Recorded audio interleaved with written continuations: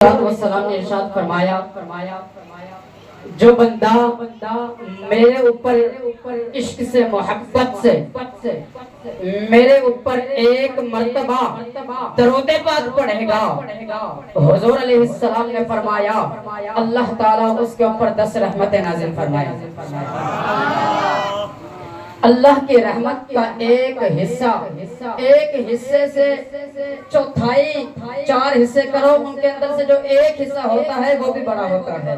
یہاں تو اللہ فرماتا ہے، حضور علیہ السلام نے ارشاد فرمایا جو مجھ پر ایک مرتبہ درود پاک پڑھے گا اللہ تعالیٰ اس کے اوپر 10 رحمتیں نازل فرمائے گا۔ اور یہاں تک نہیں ارشاد فرمایا 10 رحمتیں نازل فرمائے گا اور اس کے بعد اس کے 10 گناہ مٹا دے گا اور 10 نیکیاں بھی لکھ دے گا۔ اس لیے محبت سے پڑھیا الصلاۃ والسلام علیک، بلند آواز سے الصلاۃ والسلام علیک یا سیدی یا رسول اللہ وعلی آلک واصحابک یا سیدی یا رحمت للعالمین۔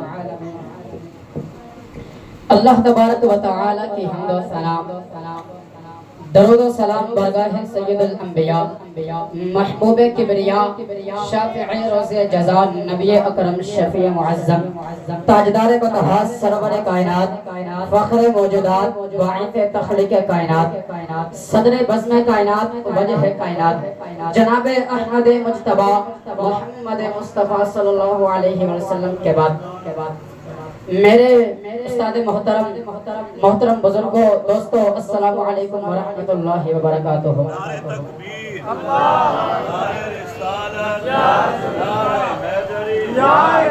حمید کے بڑے مشہور و معروف آیت مبارکہ پڑھنے کا شرف حاصل ہوا۔ رب ذوالجلال نے قرآن مجید کے اندر ارشاد فرمایا وَرَفَعْنَا لَكَ ذِكْرَكَ، ارشاد فرمایا اے محبوب ہم نے آپ کے ذکر کو آپ کے لیے بلند فرما دیا۔ سبحان اللہ، ہم نے آپ کے ذکر کو آپ کے لیے بلند فرما دیا۔ اب دیکھیے ایک مثال کے طور پر یہ صافہ ہے، اس صافے کو میں نے بلند کیا، سبحان اللہ، اس صافے کو میں نے بلند کیا، میں نے اس کو اتنا بلند کیا جتنی میری حد ہے، اس کو میں نے اتنا بلند، یہ جو لفظ میں کہہ رہا ہوں حد، سبحان اللہ، اس کے اوپر توجہ کرنی ہے۔ میں نے اس صافے کو اتنا بلند کیا کہ جتنی میری حد ہے۔ ارے یہاں رب کائنات نے ارشاد فرمایا وَرَفَعْنَا لَكَ ذِكْرَكَ، ارشاد فرمایا اے محبوب ہم نے آپ کے ذکر کو بلند کیا۔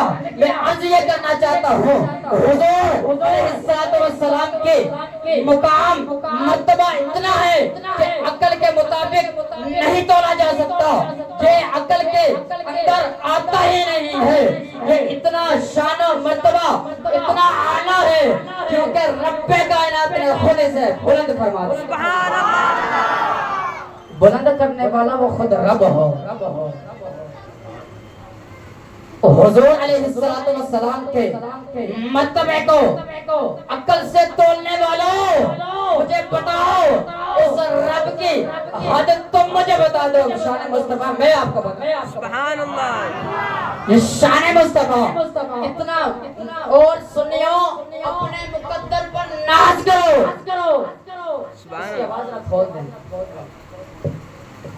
سنیو اپنے مقدر پر ناز کرو، ہم اس نبی کے دیوانے ہیں، ہم اس نبی کے امتی ہیں۔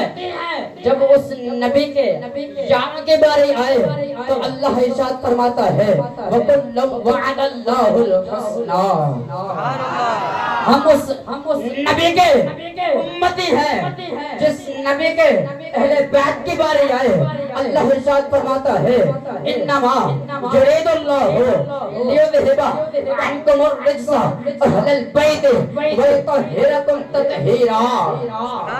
ہم اس نبی کے امتی ہیں جس نے اگر اس کے غلاموں کی باری آئے، اگر اس کی امت کی باری آئے اللہ ارشاد فرماتا ہے کنتم خیر امت اخرجت للناس، سبحان اللہ، अरे सुनियो, अपने मुकद्दर पर नाज करो, हम उस नबी के उम्मती हैं। मेरे आका उलमा तशरीफ फरमा है, मेरे आका जब पैदा हुए तो लबों पर ये अल्फाज थे कि रब्बी हबली उम्मती।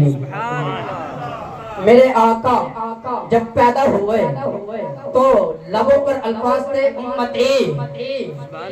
और सहाबा कराम फरमाते हैं कि हुजूर अलैहिस्सलातु वस्सलाम अक्सर अपनी उम्मत के लिए दुआ फरमाया करते थे।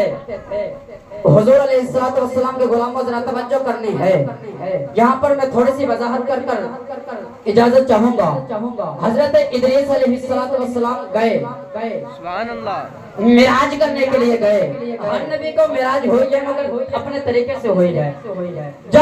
जब हजरत इदरीस अलैहिस्सलाम मिराज करने गए तो जन्नत को देखा, शेर की और जन्नत के बागात को देखा। जब जन्नत के इतने खूबसूरत नजारों को देखा तो देखकर अर्ज करते हैं कि या अल्लाह, अब मैंने दुनिया में वापस नहीं जाना, मैंने इस जन्नत के अंदर रहना है। अल्लाह ताला इरशाद फरमाता है, ए इदरीस अलैहिस्सलाम, तेरी उम्मत दुनिया के अंदर है और तू ये कहता है कि मैंने वापस नहीं जाना, यह मामला क्या है? आपने इरशाद फरमाया, या अल्लाह, ये जन्नत के इतने खूबसूरत नजारे हैं, मेरा दिल नहीं चाहता कि मैं वापस जाऊं। हजरत इदरीस अलैहिस्सलाम ने जन्नत के नजारों को देखा, उम्मत को भूल गए। जब हुजूर अलैहिस्सलातु वस्सलाम की बारी आई, मेरे आका मिराज पर गए, जन्नत को देखा, दोज़ख को देखा, तमाम अर्श के फर्श के सबके सैर के। अरे जन्नत को देखकर, हालांकि जन्नत को नहीं देखा, कुरान गवाह है, जन्नत को नहीं देखा, बल्कि जिसने जन्नत बनाई है उस रब्बे कायनात को खुद उस रब्बे जलाल को देखा। मगर हजरत इदरीस अलैहिस्सलाम ने जन्नत को देखकर इरशाद फरमाया कि मैं वापस नहीं जाना चाहता, मैं वापस नहीं जाना चाहता। उम्मत की याद भूल गई, मगर जब आका अर्श पर गए मिराज की, उस रब्बे कायनात से हम कलाम हुए, उस रब्बे कायनात का दीदार किया। अर्ज करते हैं कि या अल्लाह, मुझे इजाजत है, मेरी उम्मत सोई हुई है।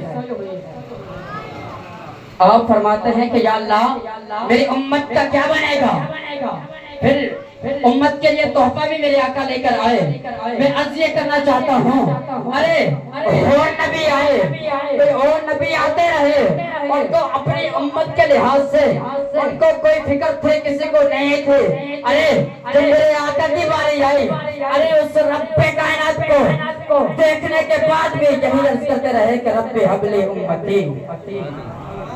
इरशाद फरमाया कि रब्बी हबली उम्मती। जब मेरे आका का आखिरी वक्त आया, उस वक्त में यही इरशाद फरमाते थे कि रब्बी हबली उम्मती। अरे जो आका सारी जिंदगी रब्बी हबली उम्मती कहता रहा, अरे जो नबी सारी जिंदगी रब्बी हबली उम्मती कहता रहा। अफसोस माज़अल्लाह, आज लोग पूछते हैं कि उस नबी का मिलाद मनाना कहाँ लिखा है, और पूछते हैं कि या रसूलुल्लाह के नारे लगाने कहाँ लिखे हैं। मैं अर्ज करना चाहता हूँ, हुजूर उलमा तशरीफ फरमा है, अरे बंदा सारी जिंदगी हुजूर के इश्क में या रसूलुल्लाह के नारे लगाता रहे, हुजूर का नाम रखता रहे, मेरे आका का एक रब्बी हबली उम्मती कहना सारे, मेरे आका का एक मर्तबा उम्मती कहना एक तरफ, और उस गुलाम के या रसूलुल्लाह के नारे और गुलाम के नबी के नारे लगाने एक तरफ, मेरे आका का एक मर्तबा रब्बी हबली उम्मती कहने के बराबर नहीं हो। वापस से क्या सुभान अल्लाह। इसलिए हुजूर अलैहिस्सलातु वस्सलाम का जब भी मिलाद मनाना है, डट के मनाना है। हम हुजूर का मिलाद मनाते हैं। अरे हम हुजूर का मिलाद मनाते हैं। अरे जो झूठा हो वो झुक जाए। हम तो सच्चे हैं, ना झुकेंगे ना मरेंगे। सुभान अल्लाह। नारे तकबीर, नारे रिसालत।